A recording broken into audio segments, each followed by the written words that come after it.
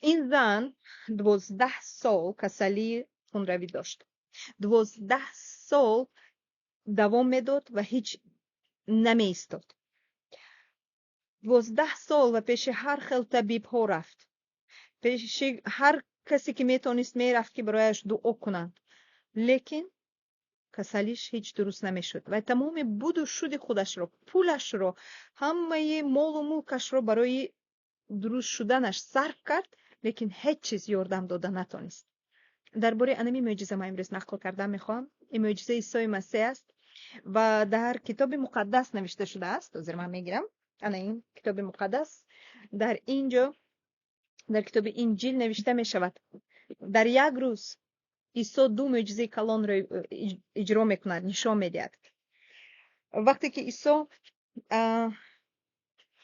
با شاگردانش بود، بسیار آدم‌ها در گردش جمع شده بودند. در متی باب 9 نوشته شده است که وی میایستد، سخنش را تمام میکند و حاضر من یابم سخنش را هنوز تمام نکرده، سردار آمده باید تعظیم کرده میگوید دختری ما حاضر مرد، اما اگر آمده به وی دست گذاری وی زنده می شود. همین خیلی ایمان داشتم. من فکر میکنم که ایمانی وی از همینجا بود که وی بسیار علاقه درباره معجزه های عیسی مسیح شنید. وقتی که ما درباره معجزه های قدرت عیسی مسیح بسیارتر گوش میکنیم، دل ما رو تیار میکنیم و هر خیل دروغ های آدما اهمیت نمیدیم، آن وقت باوری ما کامل میشد. ما میدانیم که عیسی همین معجزه رو کرده میتواند. مانند همین سردار، دخترش مرد ولی وی پیش عیسی میباید، میگه که اما اگر دست گذاری دختر من زنده میشد. عیسی از جایش خسته با شاگردانش همراهی رفت. زنی که 12 سال باز بیماری خونروی داشت، از دلش گذرانده بود که اقلا به جامعه عیسی دست رساند شفا مییابد.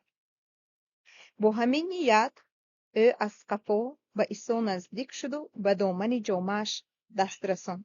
همینجا گفتن در کار که برای این زن این کار آسان نبود. همین خیلی بسیار آدم و گرد عیسی بود. به عیسی نزدیک شدن یکمش آسان نبود. بعد در بین خلق یهودیان در همون زمان عیسی مسیح از روی شریعت موسی اگر زن خونروی داشت او عموما حق نداشت که در بین آدما باشد یا به کسی دست رساند، چون که آدما رو حرام کردگی حساب میشد. انا برای همین برای زن و گویا که و حس میکرد که یک کاری میکند که آدما از وی خفه میشند، آدما با وی راضی نیستند، خرسند نمیشند اگر فهمند کاری که وی میکند. لیکن وی دیگر علاج نداشت. 12 سال وی عذاب میکشید، خونروی وی بس نمیشد و وی فهمید عیسی که یک بچه مرده رو زنده کرد، عیسی که آدمای کر رو چشم آنها رو بینا کرد، عیسی که آدمای گنگ رو به آنها قابلیت سخن گفتن رو داد، پس به من هم عیسی یاردم داده میتواند.